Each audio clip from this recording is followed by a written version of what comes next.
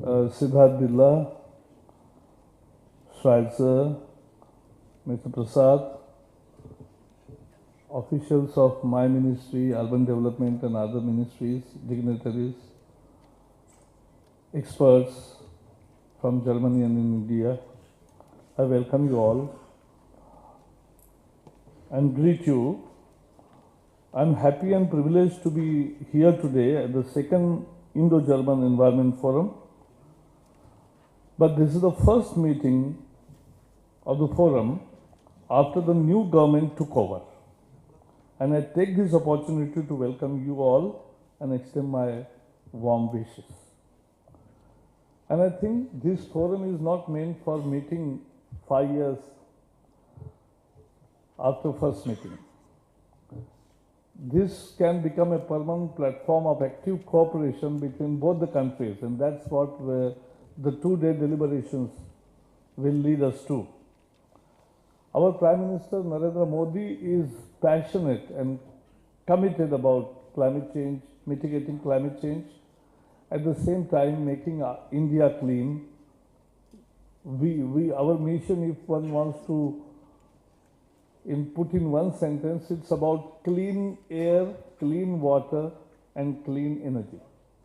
This is our mission. And towards that, all ministries are working with full.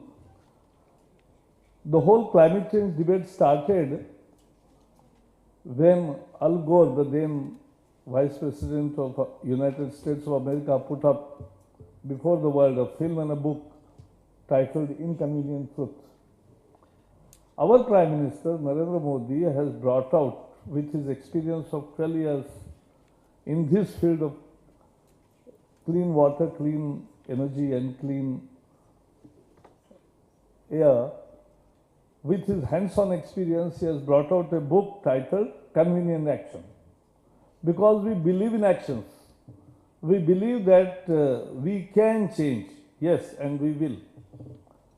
And I was discussing with the minister that German rivers were as good or as bad as we have today 40 years ago. But they changed it. So ultimately what is required is the political will, the technological solution, and the people's participation in all these efforts. Because it's all about people and their behavior and their practices and their habits, which also needs to undergo a tremendous change. Today's topic of this second forum is absolutely very important. We are talking about solid waste management, water management, resource efficiency, and sustainable urban development. And for us, even sustainable rural development also is part of the story. We started using plastic, say, 30 years ago. Otherwise, we never used for plastic in our day-to-day consumption. Only industrial applications were there. But what is the position today? Everything from the milk pouch to everything comes through plastic. That 40 microns and above plastic is recyclable, so rag pickers pick it up because they get money out of it. Actually, in India, where we are on a developing curve and we have not addressed this Clean India campaign that seriously earlier, what has happened is rag pickers have actually managed somehow the solid waste. They have played a very important role, and sometimes I feel that I must honor them with some good recognition, and we must felicitate them because they did it. And today also they do it. But then there is a side story to it, that below 40 microns is not picked up because it is not recycled, so they don't get money. Who will collect it?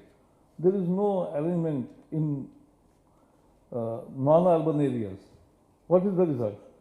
Today we generate 15,000 tons of plastic waste every day. 9,000 gets collected and 6,000 remain, and they will remain forever.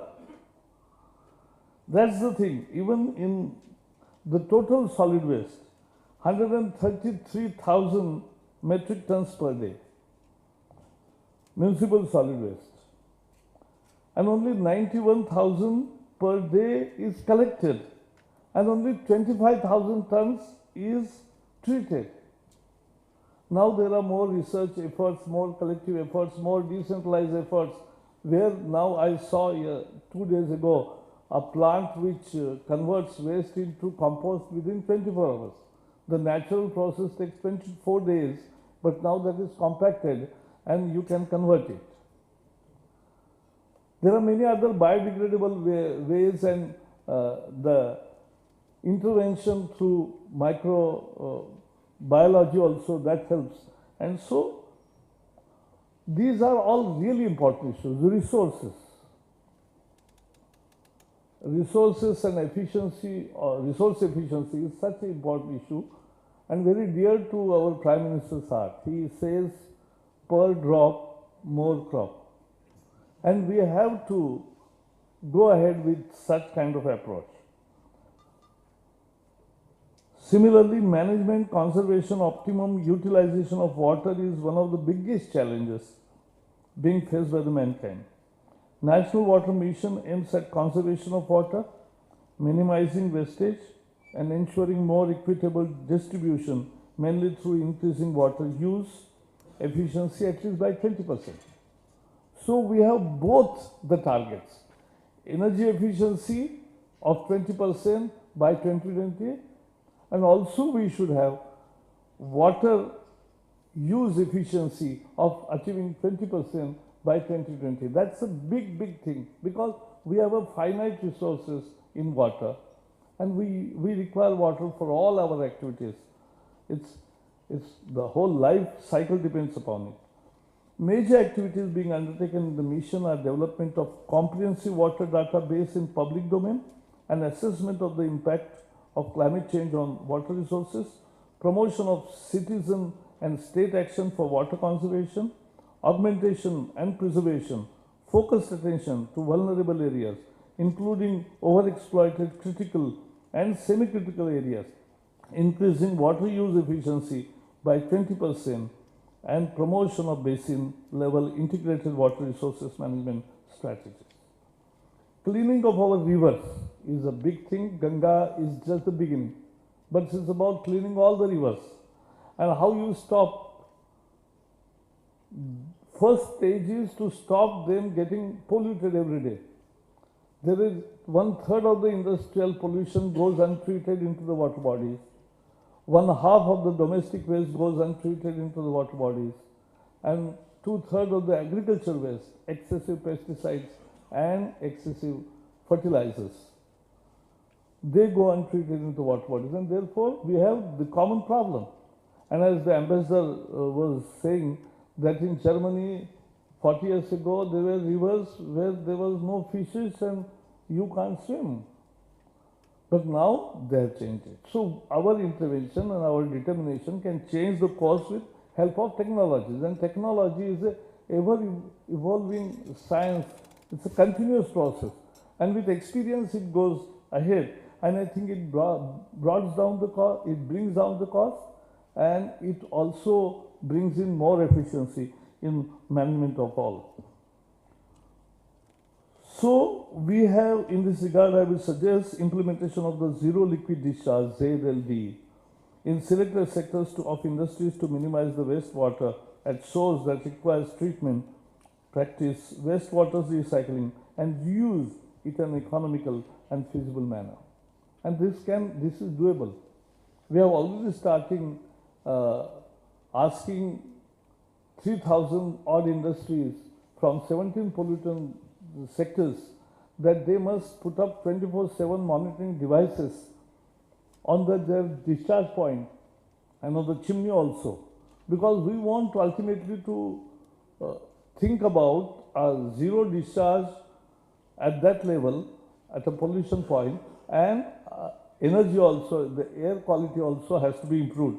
So these 24/7 monitoring systems, and this is the first phase. Again, it will go spread to all the industries in due course of time.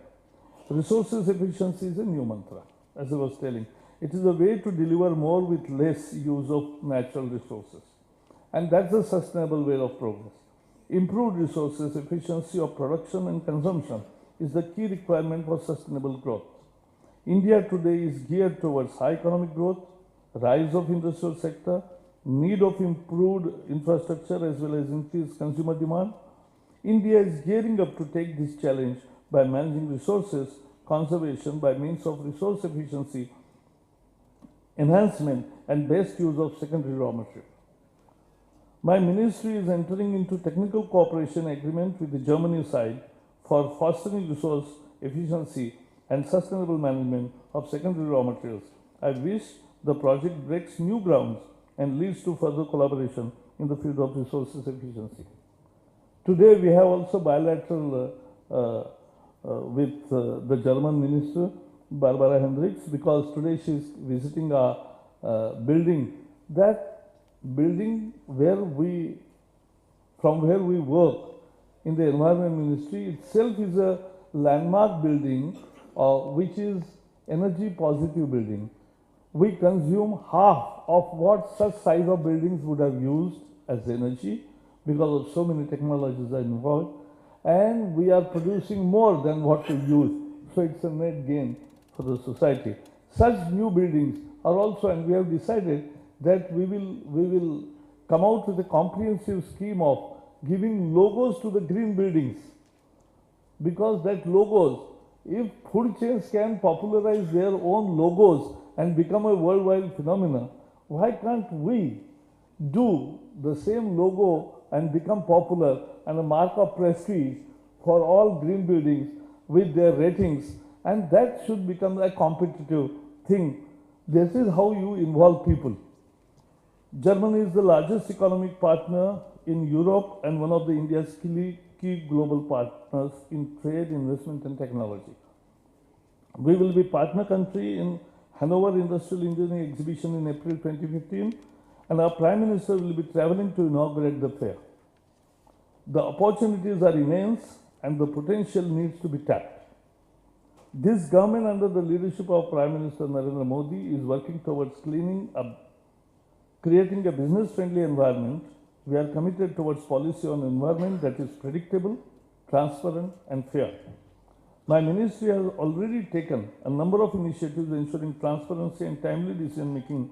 India today presents huge opportunities for world to come here. Unfortunately, earlier the image was that it is a speed breaker ministry, so investment globally coming here was really reluctant, because whether you will finally get nod from the green nod or from the green ministry or not. But that we have ended. We have already provided and showcased to the world that in 8 months we are in office, we have provided the ease of doing business. And with that, I can say that significant potential for enhancing current levels of economic cooperation with Germany, particularly in environmental technologies, water conservation, renewable energies, resource efficiency and infrastructure development. I look forward not only to successful outcomes from this forum in terms of new and affordable technology, but also fostering of new partnerships. That's what our mission is. And India on its part has decided 4 things. 1, we will change the rules and laws to make our economy more green and to make our solid waste management, sewage water treatment and all waste management, resource efficiency and everything, there can be an upscaling of the laws and rules. Necessary changes can be brought about, and with enforcement. Teeth can be given to those so that there will be enforcement. That is what was lacking. But more than that, we want to ensure public participation. That is the third and most important aspect of this. And fourth, last but not least, is the technological development. We want technology from all over the world, which is affordable, efficient, and which can change the face of this country. With this, I welcome you once again and thank you.